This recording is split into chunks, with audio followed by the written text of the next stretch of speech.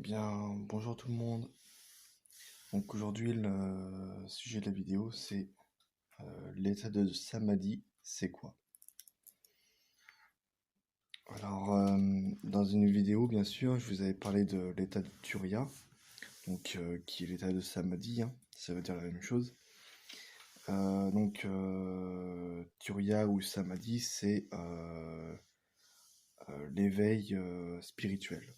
Voilà, c'est le premier stade. Après, après, qu'est-ce qui représente en fait vraiment l'état de samadhi, donc l'état d'éveil, qu'est-ce que ça représente? Eh ben, le samadhi représente en fait l'état d'unité. Voilà, tout simplement.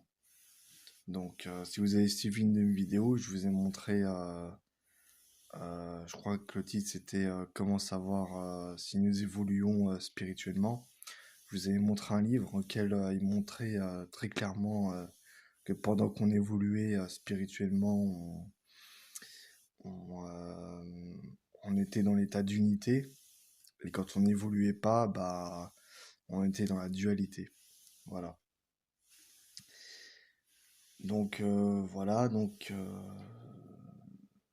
Ça m'a dit l'état d'unité.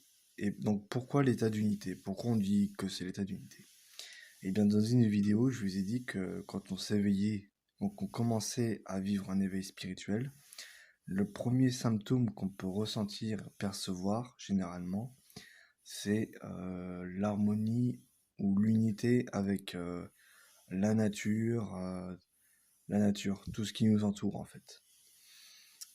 Et donc, vous doutez bien que le fait d'être en harmonie, être connecté à la nature, etc., bah, ça fait partie de l'unité, donc c'est un état d'unité.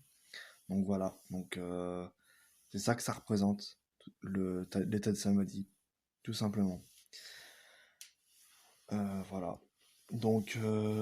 Alors par contre, évidemment, ça ne veut pas dire que vous vous sentez dans un état d'unité, que votre chemin s'arrête là.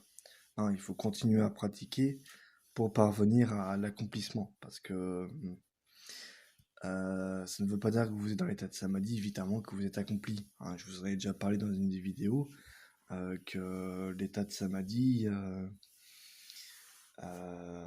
c'est la première étape à franchir quand on éveille Kundalini. Et après, donc c'est le quatrième état, d'accord? Et le cinquième état, donc qui est l'état de Turyatita, c'est au-delà de l'éveil, d'accord? C'est au-delà. Généralement, si je dis pas de bêtises, euh, c'est- cet état-là, donc l'état de Turyatita, on l'atteint quand on arrive jusqu'au chakra couronne. J'ai pas envie de dire de bêtises. Parce qu'ils disent que l'état de Turyatita, c'est l'état de l'homme divinisé. Donc, et que c'est l'état de l'accomplissement par excellence. Donc, si le chakra couronne est un chakra totalement divin et que c'est par ce chakra-là qu'on peut devenir des êtres divins, et que c'est le chakra de l'accomplissement, dans la logique des choses, je pense que c'est bel et bien le chakra de l'accomplissement. Donc, quand on est en état de Turyatita, on arrive au chakra couronne. Voilà. Voilà. Donc c'est tout pour cette vidéo.